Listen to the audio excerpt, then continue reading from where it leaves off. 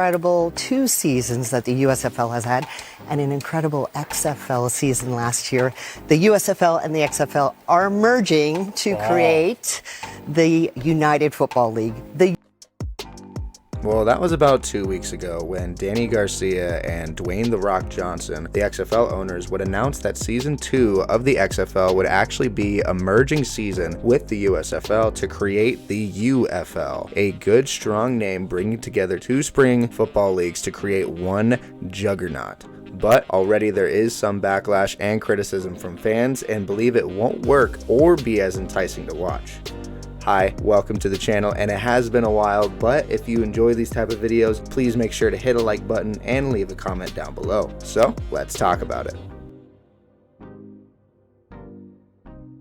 Now, I haven't seen much of the USFL, as in my opinion, the play of the game is definitely not as interesting to watch, or just not enough action is really happening, while the XFL seemed to have a potential game of the year every single week. Now, maybe that's because of the pure star power the XFL had this last year, with the likes of Ben DiNucci, Josh Gordon, AJ McCarron, and the fact that The Rock is a co-owner, so automatically that does bring in some higher level talent you see, rather than the USFL. Honestly, the only reason the USFL gets more viewers than the XFL, in my opinion, is because of the overall coverage that the XFL is on. It's on ESPN, and not everyone has that. Many of homes and families have just cable TV, which doesn't have ESPN. But you know what is? Fox and NBC, which have been the 2 powerhouses in the TV broadcasting industry for the last couple of decades. So it would make sense that the numbers would favor the USFL because of the accessibility of viewing these games. But the merger with Danny, The Rock, and Fox to create the United Football League has so much potential to be a great league within the next couple of years. It creates a definitive spring football league that could create even more opportunities for players to help them reach the NFL while having competitive games every week, as we saw well over 100 players make the transition from the XFL to the NFL as soon as the season concluded, while the USFL has had about 15 players stick to their current rosters. Though with the potential this league merger has, there are definitely a couple of factors they desperately need to address in future seasons to come. Now, when the XFL 2023 season came to an end, I began thinking of different ways to potentially create a single combined league that would involve more teams, because of the lack of teams was a big problem for these spring football leagues. So when I heard in November about a merger officially happening, I immediately thought that this meant that we were going to have a 16-team, 4-division type of league. And I feel like that's what majority of the football community wanted as well. I guess that's what we get for thinking, because the United Football League is still going to only have 8 teams with 2 divisions splitting them, as the DC Defenders, the St. Louis Battlehawks, the San Antonio Brahmas, and the XFL champion Renegades are in the XFL division. And then we have the Memphis Showboats, the Michigan Panthers, and the USFL Birmingham Stallions are in the USFL division. But here's the kicker. I don't know what's funnier. Is it the fact that we couldn't make it a 16-team league? Or is it the fact that they decided to not even bring in a 4th USFL team and instead put in the Houston Roughnecks, who are actually in the XFL?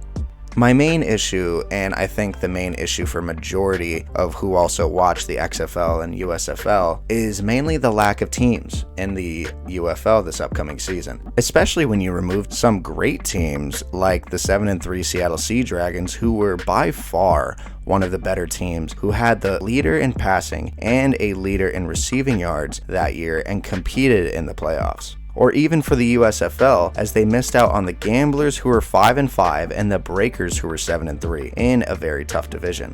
Now, I get it if they don't want to add a non-competitive team like the Vipers, the Guardians, or even the Generals or the Stars. But these teams all had good moments during the season last year, like Guardians quarterback Quinton Dormady, who came out of nowhere and had 6 total touchdowns when upsetting the DC Defenders, who were on a roll, 37-36. But then for the Philadelphia Stars, they literally had one of the better quarterbacks in the USFL named Case Cookus, as he was cooking defenses, being second in the USFL in passing touchdowns with 15 of them. My point is that these teams would all help the United Football League so we can have more competition for fans to enjoy, but also more opportunities for football players to try and make a name for themselves and try to potentially make the NFL, because that is the exact main reason for the UFL. So then lastly, will the United Football League work to be the potential NFL for spring ball? Now let's be very frank. Disgusting animal. No, not that frank at all. No. But I really enjoyed watching the XFL and loved the possibility of not just a competition between the XFL and USFL during the springtime, but also the potential of a merger with them. And I will obviously be covering the United Football League this season, but they need to bring back all the teams, or if not all of them, at least bring in more teams to build more fan bases like St. Louis or DC or even Seattle. Next, they have to have proper divisions for these teams, meaning you can't have the XFL division and the USFL division. So say you have 16 teams. You could have 4 divisions where you could say one of them is the Texas division, because obviously they now have 4 Texas teams now. Then you can make a Northwest division, which would basically be the XFL North division, but with Michigan Panthers replacing DC, and so on and so forth. But hopefully we can eventually get there. For now, we just had our dispersal draft for the XFL, so we are starting to get more players onto these teams, and then hopefully soon we'll get to learn more about the rules of the game going forward. So at least we are moving closer to a potential bigger league.